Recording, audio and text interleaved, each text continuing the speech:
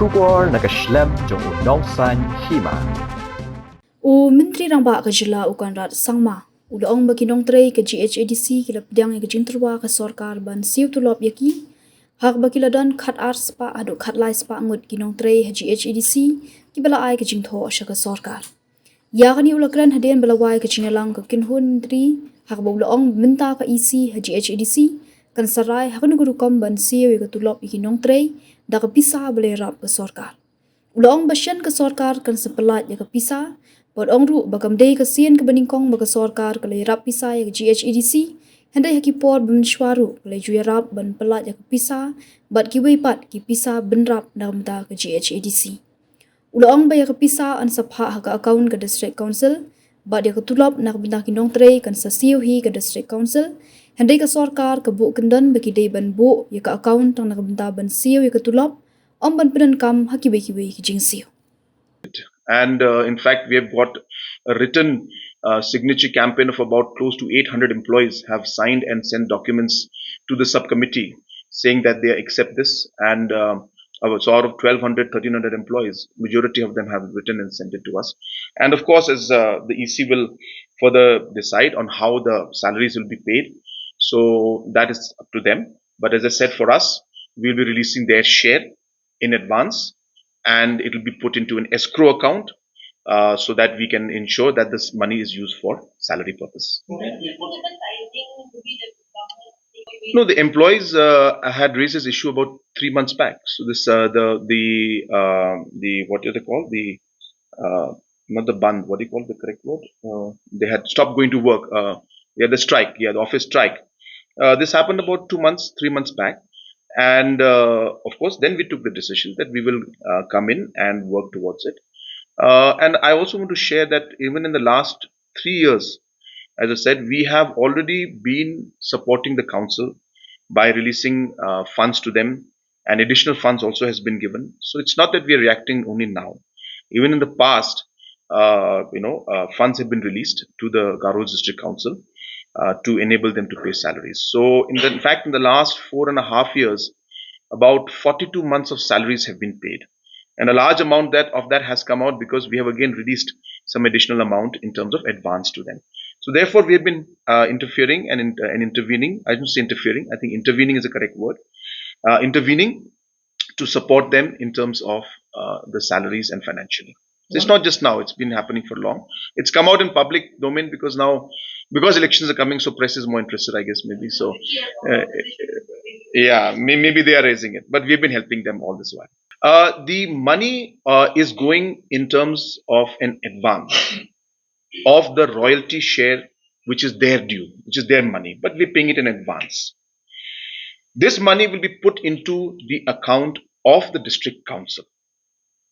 District council will then pay the salaries of the employees. Only condition we are putting is that it should be in an escrow account, which is meant for salary and salary only. So that when some money comes in, it should not be used for TADA, it should not be used for other bills, nothing. It should be used for salary. So the answer to the question is, money is going to be given by us as advance. Once it enters their account, it will be paid by the district council to their employees.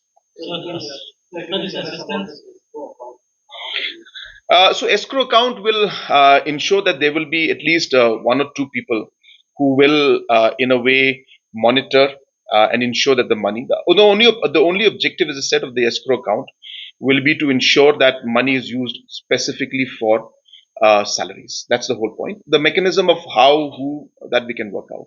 But as I said, it will not be in the general treasury account of the council. It will be an account created specifically for salary. How long government can hold giving money? Good question. That is the reason why we have the reforms. We have stressed, and the council, the EC has accepted that they will, embark on this entire, process of reforms, which the principal secretary will also be guiding them. And we will look at creating, service rules, financial rules, procurement rules, ensuring that the way the employee strength is rationalized, without really terminating anybody. But we have rationalized it in the last 7 years also, which I've mentioned earlier, that when initially we had taken over, there were 2,400 employees. But then we started rationalizing it by giving, VRS to some of the employees.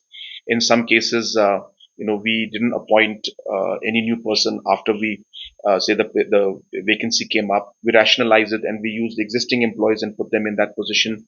So this kind of rationalization works will happen, and we hope that slowly and steadily we'll be able to reduce the expenditures that are there. And obviously, with the process of streamlining the financials, which includes computerization of revenue generation, which has been recommended, by the way, by the subcommittee, we are hopeful that this process will move forward, and we'll be able to streamline the functioning of the councils.